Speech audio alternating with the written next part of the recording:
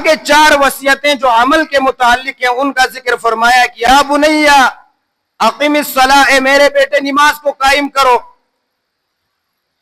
نماز ایک ایسی عبادت ہے جو تمام بنیادی کامیابیوں کی جڑ ہے۔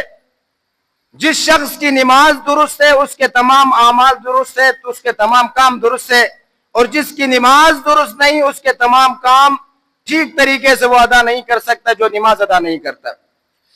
اگر نماز پڑھنے والا کوئی بھی ہو اللہ تعالیٰ اس کے لیے آسانیاں پیدا کرتا ہے۔ جو نماز چھوڑتا ہے وہ ٹھیک طریقے سے اگر سے حکومت کے بڑے عہدیدار ہو تو تب بھی وہ کام نہیں کر سکتا، تجارت کرنے والا ہو تب بھی وہ تجارت صحیح طریقے سے نہیں کر سکتا۔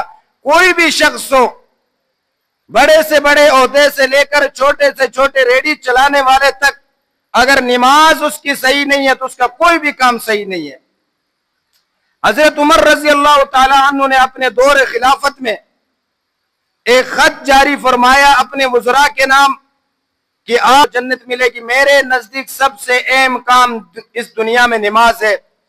جو شخص نماز قائم کرتا ہے وہ عوام کی صحیح انداز میں خدمت بھی کر سکتا ہے، وہ عوام کی حقوق بھی پورے ادا کر سکتا ہے۔ جو شخص اللہ کے حقوق ادا نہیں کر سکتا وہ کسی انسان کا حق ادا کر ہی نہیں سکتا ہے۔